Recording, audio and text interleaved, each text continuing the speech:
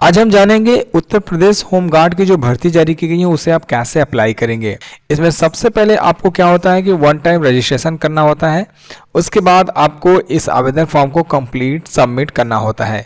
तो वैकेंसी के बारे में हमने सारे जानकारी जो है वो बता रखा है। जिनको देखना होगा वो नीचे डिस्क्रिप्शन के लिंक को फॉलो करके वीडियो वॉच कर सकते हैं। आवेदन फॉर्म अप्लाई करने के लिए इस वेबसाइट पे आने के बाद यहाँ पे क्लिक हियर का बटन मिलता है, आपको इस पर क्लिक करना है। अगर आपने OTR रजिस्ट्रेशन कंप्लीट कर लिया है तो आपको फिर से रजिस्ट्रेशन करने की आवश्यकता नहीं है। आप लॉगिन करके अपने आवेदन फॉर्म को अप्लाई कर सकते हैं। चलिए OTR रजिस्ट्रेशन करते हैं। यहाँ क्लिक हियर के बटन को क्लिक करेंगे। अब यहाँ पे हमें ईमेल आईडी और मोबाइल नंबर एंट्री करनी है।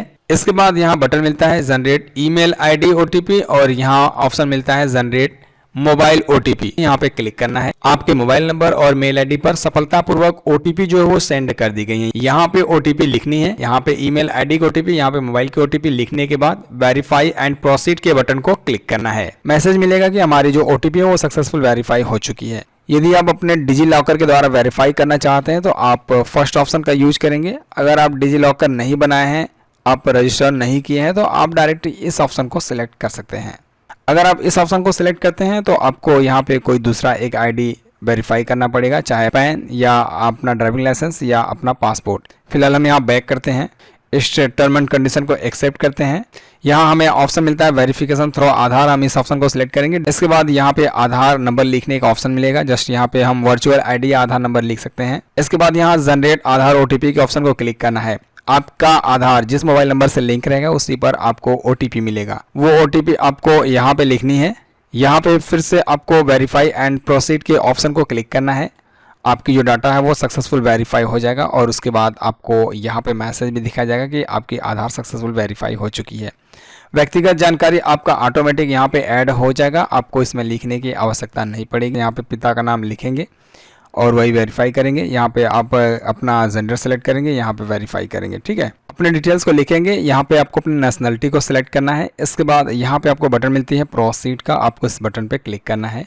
इसके बाद लॉगिन करने के लिए आपको एक पासवर्ड बनाना है। कम से कम 8 कैरेक्टर का आप पासवर्ड बना सकते हैं। सो यहाँ पे जो भी पासवर्ड लिखेंगे सेम पासवर्ड सेकंड ऑप्शन में भी लिखना है। सो चलिए यहाँ पे एक पासवर्ड हम बना लेते हैं अपने हिसाब से। इसके बाद आपका कैप्चा सक्सेसफुल वेरीफाई हुई है। यहाँ पे आपको ऑप्शन मिलता है प्रीव्यू एंड क्रिएट अकाउंट, आपको इस पर क्लिक करना है। यहाँ पे आपके डिटेल्स शो होंगे। आप अपने डिटेल्स को यहाँ पे चेक करेंगे। कोई भी ऑप्शन अगर गलत होती है तो यहाँ एडिट के ऑप्शन को क्लिक करके आप चेंज करेंगे। सारे ऑप्शन सही होते हैं तो आप इस बॉक्स को एक्सेप्ट करेंगे। इसके बाद यहाँ क्रिएट एन अकाउंट के ऑप्शन को क्लिक करेंगे और यहाँ प्रोसीड के ऑप्शन को क्लिक करेंगे। इसके बाद मैसेज मिलेगा उपयोगकर्ता सफलतापूर्वक बनाया गया, यानी कि आपकी जो अकाउंट है वो क्रिएट हो चुकी है सक्सेसफुल। अब इसके बाद ओके के बटन को आप क्लिक कीजिए।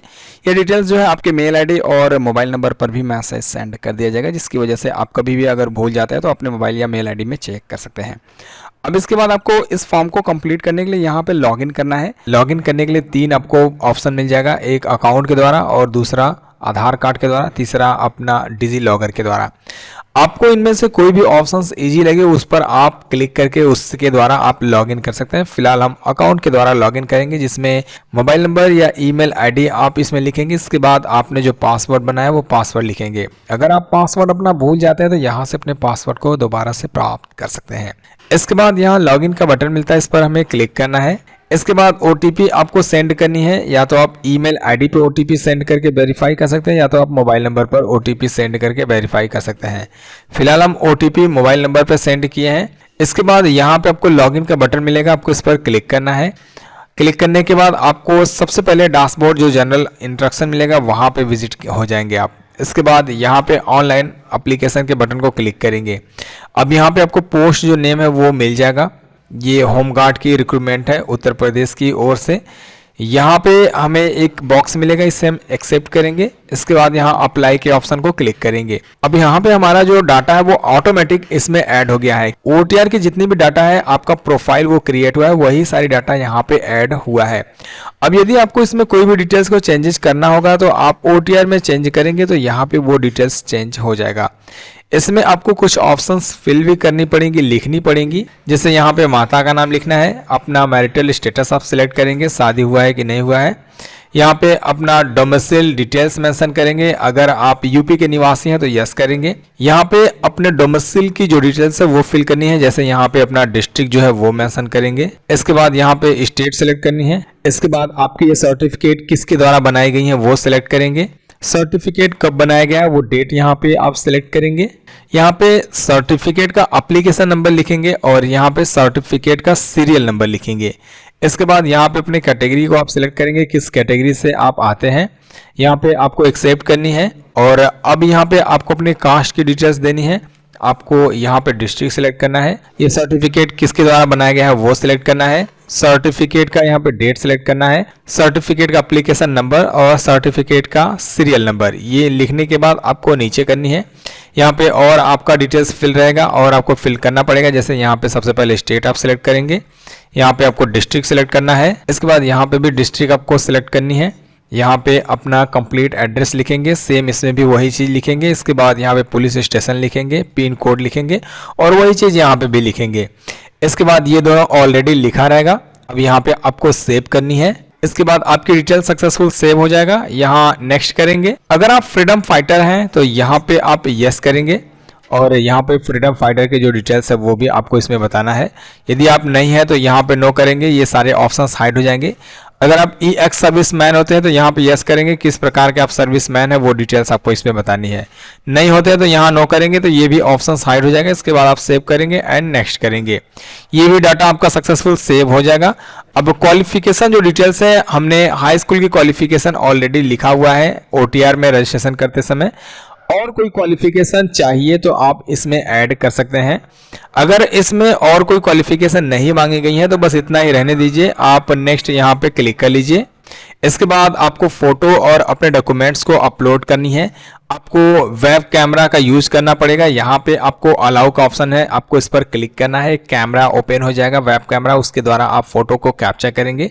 कुछ यहाँ पे जो नियम है वो आप पहले नोट में पढ़ लीजिए। इसमें कहा गया आपको PDF फाइल अपलोड करनी है, डॉक्यूमेंट्स है वो।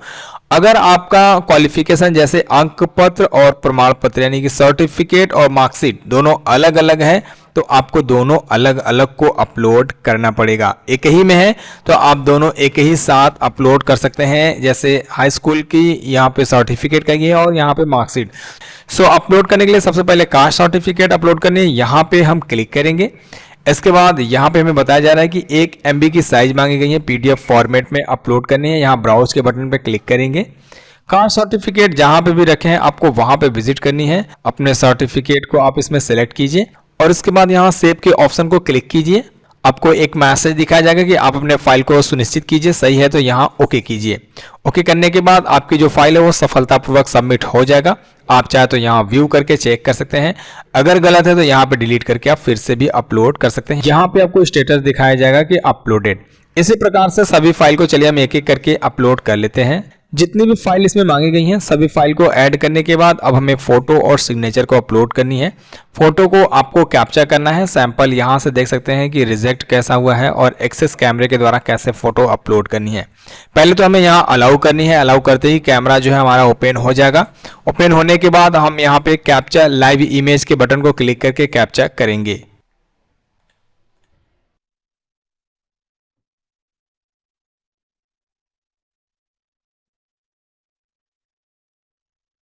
ओके, फोटो हमने कैप्चर कर लिया है। कैप्चर करने के लिए बैकग्राउंड जो है वो बिल्कुल क्लियर होनी चाहिए और थोड़ा आपका फेस जो है वो साफ होना चाहिए।